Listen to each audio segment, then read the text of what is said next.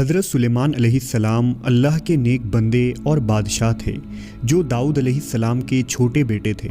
آپ 965 قبل مسیح میں حضرت داؤد کے جانشین ہوئے اور تقریباً 60 سال فرما روا رہے۔ اللہ نے اپنے برگزیدہ پیغمبر سلیمان علیہ السلام کو علم منطق الطیر یعنی پرندوں سے باتیں کرنے کا علم عطا فرمایا تھا، بلکہ آپ پرندوں ہی نہیں چرندوں، درندوں اور کیڑے مکوڑے تمام مخلوق کی زبان سمجھتے تھے اور ان سے انہی کی زبان میں باتیں کیا کرتے تھے۔ آپ علیہ السلام کی لشکر میں انسان، جنوں، پرندوں اور درندوں کے علاوہ اللہ تعالیٰ کی دیگر مخلوقات بھی بڑی تعداد میں شامل تھی۔ آپ بہت رعب اور دبدبے والے بادشاہ تھے۔ آپ کے لشکر میں یہ مخلوقات الگ الگ گروہ میں منقسم تھی: شیطان کا گروہ، جنوں کا گروہ، انسانوں کا گروہ، حیوانات کا گروہ اور پرندوں کا گروہ۔ یہ سب اپنے اپنے مقام پر نظم و ضبط اور قطار بنائے کھڑے رہا کرتے تھے۔ کسی کی یہ مجال نہ تھی کہ وہ اپنے رتبے یا درجے کے خلاف آگے پیچھے ہونے کا جرم کے مرتکب ہو۔ سب کی جگہ موجود تھی اور اگر کوئی موجود نہ ہوتا تو آپ کو فوراً خبر ہو جایا کرتی۔ اللہ تبارک و تعالیٰ نے قرآن مجید میں حضرت سلیمان کا ایک بے مثال واقعہ پیش کیا ہے، جس کے مطابق ایک مرتبہ حضرت سلیمان جن و انس اور حیوانات کے عظیم الشان لشکر کو لے کر کہیں تشریف لے جا رہے تھے۔ بعض روایتوں کے مطابق حضرت سلیمان نے دراصل کسی علاقے پر لشکر کشی کی تھی، لیکن اس کی تفصیل نہیں ملتی۔ لشکر سلیمانی پورے رعب و دبدبے کے ساتھ صحراؤں سے گزرتا، پہاڑوں کو پار کرتا، دریاؤں کو عبور کرتے ہوئے ایک بڑی وادی سے گزرا۔ یہ وادی نملا یعنی چونٹیوں کی وادی کہلاتی تھی، جہاں کی زمین اور پہاڑوں میں لاکھوں کروڑوں سوراخ تھے جن میں چونٹیاں رہتی تھیں۔ نملا کی یہ وادی اسقلان کے قریب تھی، جبکہ ابن بطوطہ نے لکھا کہ یہ وادی صبرون اور اسقلان کے درمیان تھی، جبکہ بعض مفسرین اسے ملک شام میں بتاتے ہیں۔ بہرحال لشکر سلیمانی کا اس وادی سے گزر ہوا۔ چونٹیوں کی ان بستی میں ایک ملکہ چونٹی تھی۔ ملکہ چونٹی اپنے رعایا چونٹیوں کا بہت خیال رکھتی تھی اور چونٹیوں کی اس سلطنت کا نظم و نسق بخوبی چلاتی تھی۔ تمام چونٹیاں اپنی ملکہ سے بہت پیار کرتی تھیں اور اس کے ایک اشارے پر بڑے سے بڑا کام کرنے کو تیار رہتی۔ اس وقت ملکہ چونٹی بہت سی دیگر چونٹیوں کے ساتھ وادی میں گھوم رہی تھی۔ اچانک اسے زمین میں عجیب سی دھمک محسوس ہوئی۔ وہ چونک کر رک گئی اور زمین سے آتی آواز کو غور سے سننے لگی۔ ملکہ چونٹی بولی، لگتا ہے کوئی بہت بڑی فوج ہماری وادی کی طرف آ رہی ہے۔ یہ ضرور حضرت سلیمان علیہ السلام کا لشکر ہے۔ دیگر چونٹیوں نے بھی اس کی بات سے اتفاق کیا۔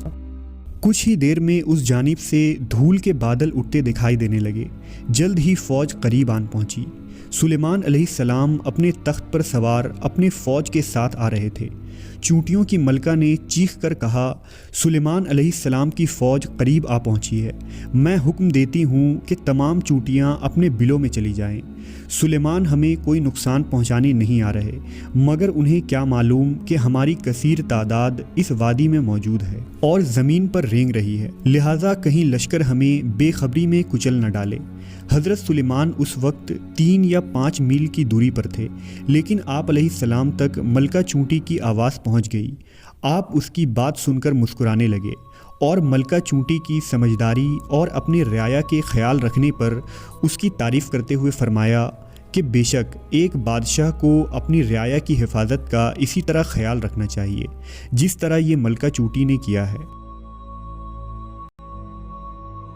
اس واقعے میں ہمارے لیے بے شمار نصیحتیں اور سبق موجود ہیں، لیکن اس واقعے کا ایک پہلو جدید سائنس کی کڑیوں کو جوڑتا ہے۔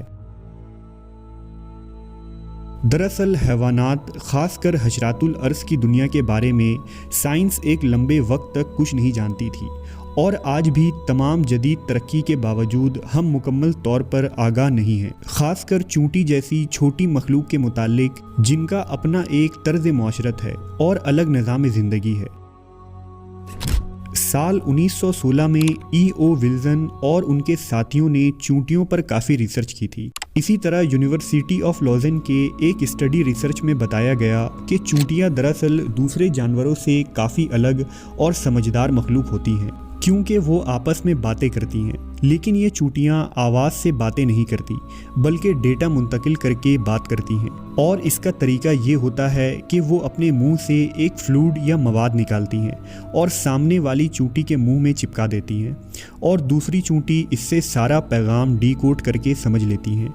इसलिए अक्सर चूंटियाँ चलते चलते रुककर दूसरी चूंटी के मुंह से मुंह लगाकर आगे चली जाती हैं। ये दरअसल वो अमल होता है जिसमें वो डेटा मुंतकिल हो रहा होता है। आज साइंस चूंटियों के जिस बोली और डेटा ट्रांसफ़र पर ज़ोरों से रिसर्च कर रही है और हैरत ज़दा है, वहीं कुरान मजीद ने 1400 साल पहले ही सुलेमान अलैहिस्सलाम के इस वाक़े के ज़िमन में ये वाज़ह कर दिया था कि ये मखलूक भी बोलती और समझती हैं। लेकिन उस ज़माने में इन वाक़यात को महज किस्से कहानी और अफसाने करार दिए गए, जिसे आज साइंस मानने और इकरार करने पर मजबूर है। तारीख़ गवाह है कि जिन्होंने कुरान मजीद में गौर किया, उन लोगों ने दरख्तों के नीचे बैठकर न सिर्फ ज़मीन का हजम बताया बल्कि ये भी बता दिया कि इंसान परिंदों की तरह कैसे परवास कर सकता है। अगर हम कुरान मजीद में गौर व फिक्र करें तो आज भी ऐसी इजादात कर सकते हैं कि नस्ल इंसानी हैरान रह जाए। जैसा कि अल्लाह ने कुरान मजीद में बार बार फरमाया, क्या ये कुरान में गौर नहीं करते, क्या ये अक्ल नहीं रखते।